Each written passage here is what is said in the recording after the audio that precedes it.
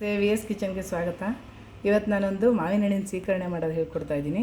ಅದಕ್ಕೆ ಏನೇನು ಬೇಕು ಅಂತ ಹೇಳ್ತೀನಿ.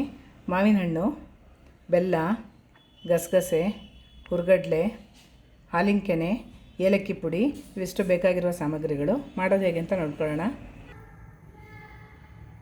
ಮೊದಲಿಗೆ ಬಾಣಲಿಗೆ ಒಂದು ಸ್ಪೂನಷ್ಟು ಗಸಗಸೆ ಹಾಕ್ಕೊಳ್ತಾ ಇದ್ದೀನಿ.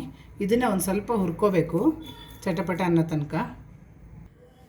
ಹುರಿದಿರೋ ಗಸಗಸೆ ಮಿಕ್ಸಿ ಜಾರ್ಗೆ ಹಾಕ್ಕೊಳ್ತಾ ಇದ್ದೀನಿ.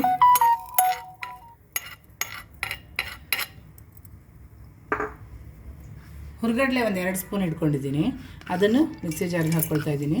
ಇವೆರಡನ್ನೂ ಪೌಡ್ರ್ ಮಾಡ್ಕೋಬೇಕು. ಮಾವಿನ ಹಣ್ಣು ಸಿಪ್ಪೆ ತಗೊಂಡಿದ್ದೀನಿ. ಯಾವುದಾದ್ರೂ ತೊಗೋಬೋದು, ರಸಪುರಿ ಆಗಲಿ ಯಾವುದಾದ್ರೂ ತೊಗೋಬೋದು.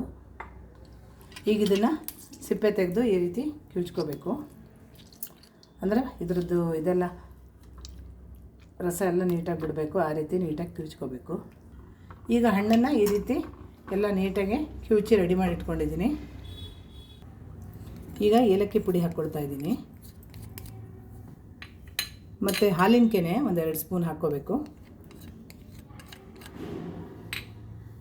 ಮತ್ತು ಹುರ್ಗಡ್ಲೆ 2 ಸ್ಪೂನ್ ಹುರಿದು ಪೌಡ್ರ್ ಮಾಡಿ ಇಟ್ಕೊಂಡಿದ್ನಲ್ಲ, ಗಸಗಸೆ ಹುರ್ಗಡ್ಲೆ, ಅದನ್ನು ಹಾಕ್ಕೊಳ್ತಾ ಇದ್ದೀನಿ.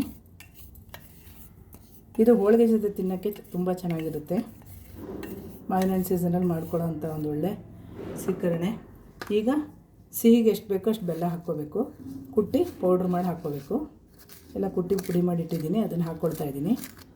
ಈಗ ಎಲ್ಲ ಒಟ್ಟಿಗೆ ನೀಟಾಗಿ ಮಿಕ್ಸ್ ಮಾಡ್ಕೋಬೇಕು. ಈಗ ಸ್ವೀಕರಣೆ ರೆಡಿಯಾಗಿದೆ ಮಾವಿನ ಹಣ್ಣಿಂದು. ಇದು ಹೋಳಿಗೆ ಜೊತೆ ತಿನ್ನೋಕ್ಕೆ ತುಂಬ ಚೆನ್ನಾಗಿರುತ್ತೆ. ಈ ವಿಡಿಯೋ ಇಷ್ಟ ಆದರೆ ಲೈಕ್, ಶೇರ್, ಸಬ್ಸ್ಕ್ರೈಬ್ ಮಾಡ್ಕೊಳ್ಳಿ. Thank you.